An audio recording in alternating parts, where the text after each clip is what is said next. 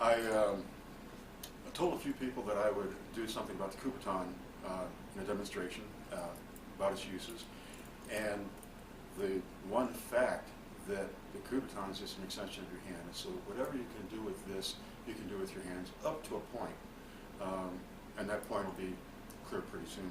One of the first things we learn when we practice with these is pressure points. And pressure points aren't necessarily a scientific thing. Think of it this way. Anytime the bone is close to the skin, think of that as a pressure point. Usually, when that bone is close to the skin, there's a nerve that runs alongside it. Nerves kind of parallel the blood vessels in the body.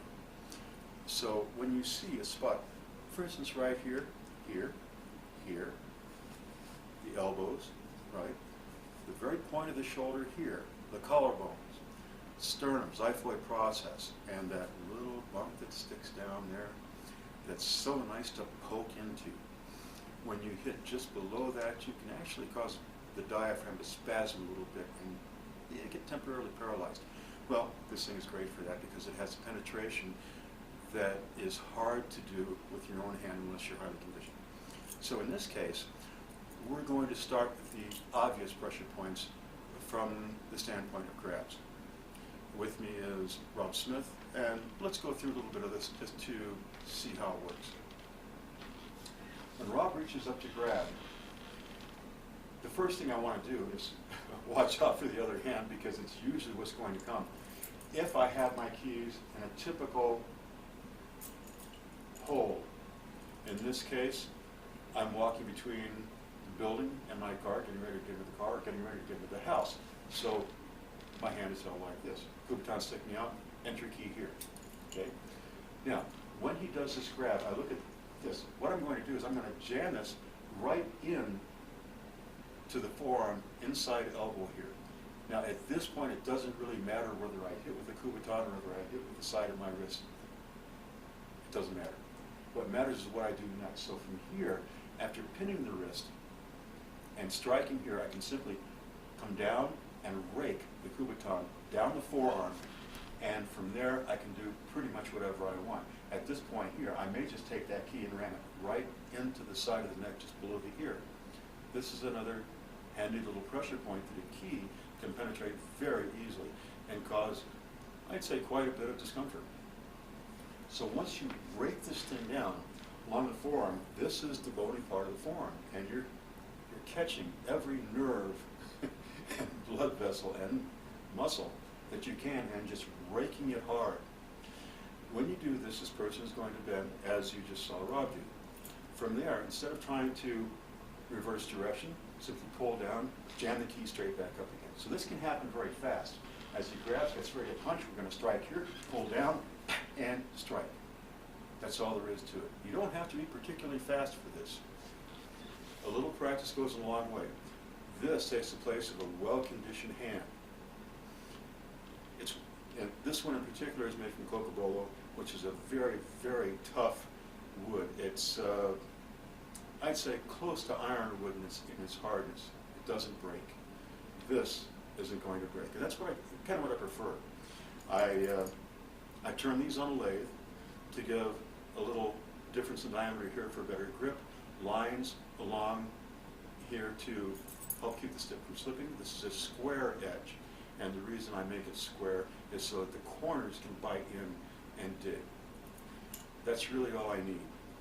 So again, when we look at the attack, when we look at the defense, it's very practical.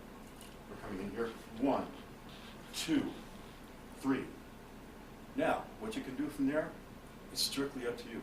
If you want, can you reverse direction here and bring that Kubotan straight down into the back of the head, right at the base of the skull? Very easily. Or you can come in here and come straight into the eye. So you have an eye poke here. There's a lot you can do with this. Can you take a regular self-defense technique and make this work? In my opinion, that's probably one of the easiest things to do because of the fact that it is an extension of your hand. In this case, to make the technique work, I'm going to use it just as a Kubotan without the keys. What he's going to do is come in, let's say, with a left punch. Okay, the first thing I do, block. I'm going to come in here, strike the temple, come down into the chest, palm go to the face, come up into the throat. Very easy to do. It's simple. It follows logical lines of progression and body movement. Let's take a look at this one more time. 1, 2, 3, 4. That easy. It wouldn't do me much good to do it faster because all I'm doing there is showing off. What I want to do is show the motions and the way the body moves. Again, it's exactly the same as if you had a closed fist. I take this kubutan away. Let's see how it looks with a closed fist. 1, 2, 3, 4. That's it. It's that simple. Everything I did with a fist, I can do with this, and pretty much vice versa. Can we lock a person with this? We can. This actually is sort of an adjunct to joint locking techniques used in both Shea and Jiu-Jitsu. In this case, when we have somebody grabbing, okay, if I take this arm out of the way and snap it out of the way, come in here and reverse and pull, I've got a lock that's very, very difficult to get out of. It's painful. I can go over the top here, I can come underneath, which is going to take a little more time. So basically, I like to just kind of hook it over and again, pin. Now, what I can do from there is simply stand and take the knee up. If I can take that knee, or if I can bring him down low enough to bring the knee up into the face, there's not a whole lot extra I have to do to make this work. And again, from here, we simply come down and straight down in here. So, that's your kubutan. Handy. Will it work on a grab? It just did. It works on a grab, a punch. Will it work on a kick? Yes and no. If the person throws a kick, I'm going to hold it here and come right in to the side of the shin or the knee with this edge here.